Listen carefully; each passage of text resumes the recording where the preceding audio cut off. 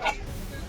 কাছে এখানে একটা আউটপোস্ট আছে, তারপরেও যে যারা মহিলাদের উপর আক্রমণ করলো, বৃদ্ধকেও ছাড়লো না, বৃদ্ধ মহিলাটি ভয়ঙ্কর অবস্থা, একজন হসপিটালাইজ ছিল, এদের বিরুদ্ধে প্রশাসন কিছু ব্যবস্থা গ্রহণ করে।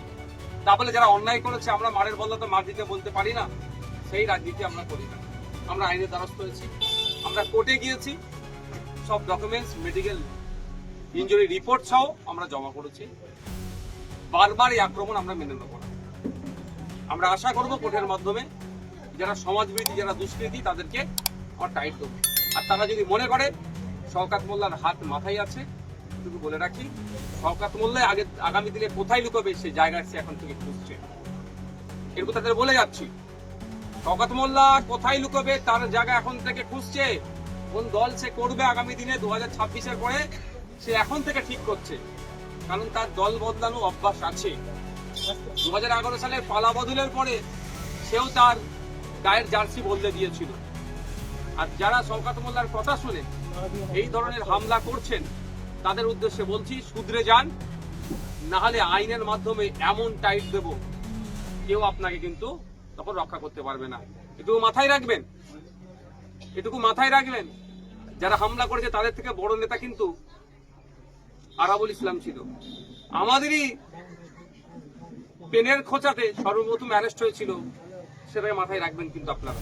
ভাইজান, আইন কি শুধু বিরোধীদের জন্য? আইএসএফ পড়লে জেল কাটতে হচ্ছে, মার খেতে হচ্ছে, কোন থেকে? এটা আইনের শাসন চলছে না, শাসকের আইন চলছে বলে এটা হচ্ছে। এটার থেকে তো পরিত্রাণ পেতে চাইছি। আজকে এখানে সংখ্যালঘু পরিবারকে এসে মেরে ফাটিয়ে দিয়ে চলে যাচ্ছে, মহিলা পুরুষ নির্বিশেষে আক্রান্ত হচ্ছে। উত্তরপ্রদেশে এই ঘটনাটা ঘটলে, যদি উত্তরপ্রদেশে এটা বিজেপি করতো, আজকে পশ্চিমবাংলার বুদ্ধিজীবীরা অনেক কিছু বলতো, সংখ্যালঘু মুসলমানদের উপর আক্রমণ হচ্ছে।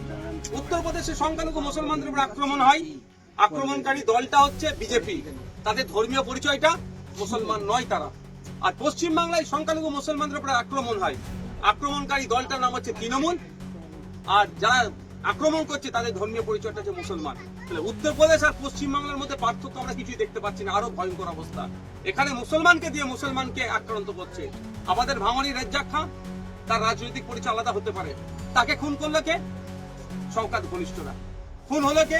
শওকত ঘনিষ্ঠ। তাহলে উত্তরপ্রদেশের থেকেও আমরা ভোট দিলাম 2021 সালে অনেকে, তৃণমূলকে ভোট দিয়ে ক্ষমতায় আনো, কারণ উত্তরপ্রদেশের মতো অবস্থা না পশ্চিমবঙ্গ হয়ে যায়।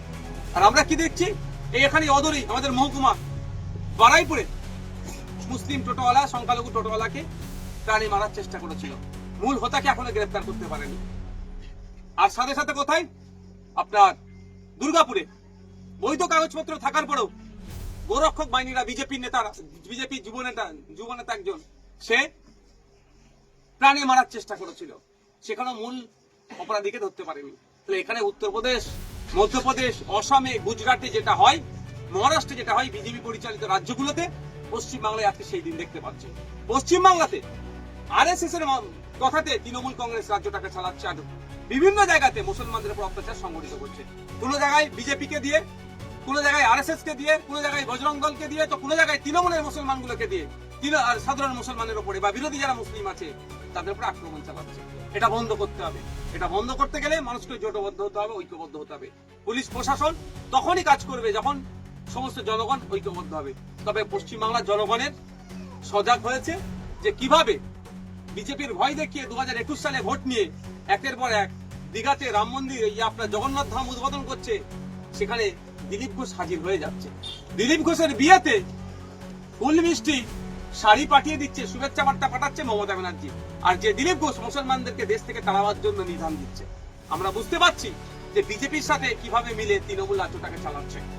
বকলমে এটা আরএসএস আর বিজেপি যেন রাজ্যটাকে চালাচ্ছে, এটা আমাদের বুঝতে অসুবিধা হচ্ছে না।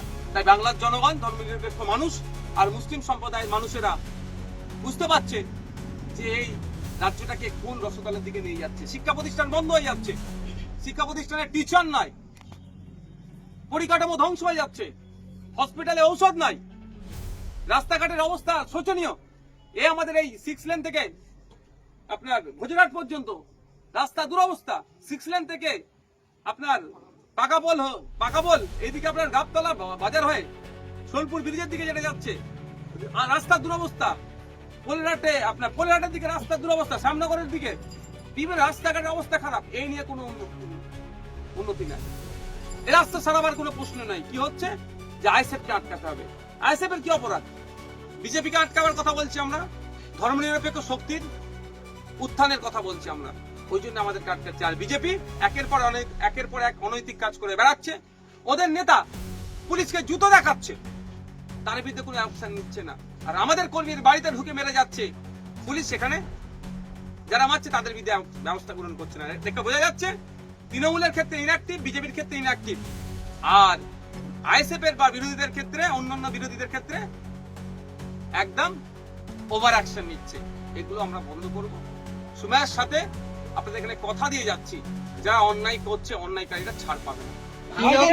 পুলিশ তো একেবারে যে বাইক ছিনতাইয়ের অভিযোগ উঠছে, আইএসএফ নেতা কর্মীর বাইক ছিনতাই করেছে এবং পাইপ চুরি অভিযোগ সে ভাঙড় বিধানসভাতে শওকত মোল্লা আসার পরে এইসব চুরি একবারে ভাঙড়ের নাম বদনাম হচ্ছে। দেখুন, একটা কথা বলি, যারা তৃণমূল কংগ্রেসের নাম লিখেছে, কিছু মানুষ ভালো আছে আর অধিকাংশ মানুষ কিছু না কিছু অন্যায়ের সাথে যুক্ত। তৃণমূল ঘনিষ্ঠ শওকতের ডান হাত রাকেশ রায় চৌধুরী শুনলাম মন্দিরের জায়গা দখল করে ওর বাড়ি করেছে। 1 নম্বর খতিয়ানের জায়গা কেড়ে নিচ্ছে, সরকারি জায়গা। এগুলো বন্ধ করতে হবে।